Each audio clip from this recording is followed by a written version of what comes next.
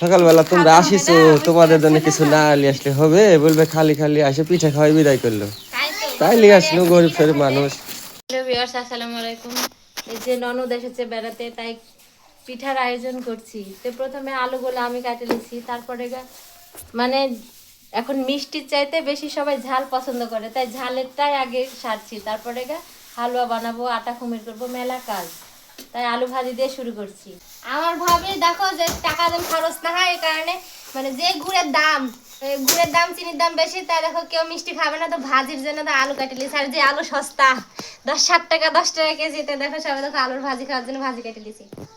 আমার হালুয়া বানানো শেষ, সুজির হালুয়া। এখন এই সুজির হালুয়া বানানো হয়ে গেছে।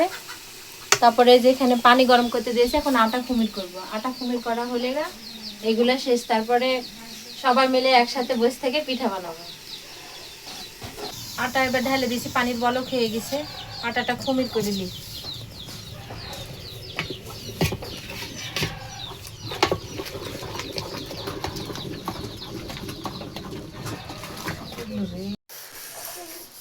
কি গো সাপু, এখনো হয়নি পিঠা করানো?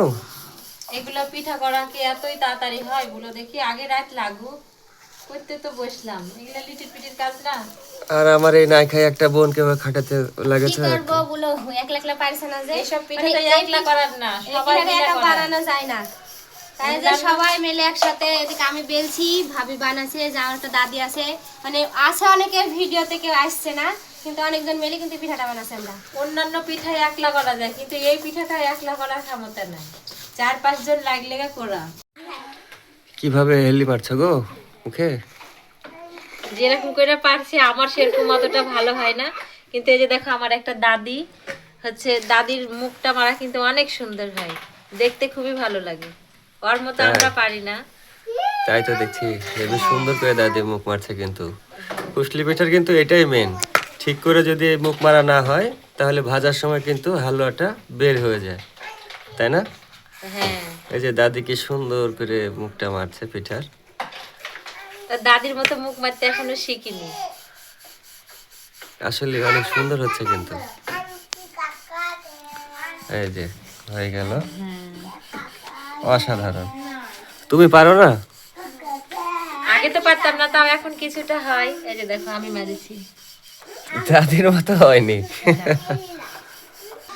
সাপু পিঠা ভাজা হয়নি? না, এসব কাজ তাড়াতাড়ি হয় বলো তো? আর এই কুশলি পিঠা বানালে যেদিনে বানায় সেদিনে খুবই ঝামেলা হয়, তাই তো দেখছি। তাড়াতাড়ি হয় না, অনেকগুলা করে বানাতে হয়। কখন থেকে শুরু করেছে, এখনো পিঠা বানানো শেষ করতে পারোনি? হ্যাঁ, তাড়াতাড়ি হলে তো আমি মুক্তি পাইবো। বাইরেও দেখলাম এক জায়গা। হ্যাঁ, বাড়িতে আছে, আরো বানাতে হবে। কারণ কি করব বলো, এইসব পিঠা তো অল্প করলে হয় না, মেলা বানাতে হয়।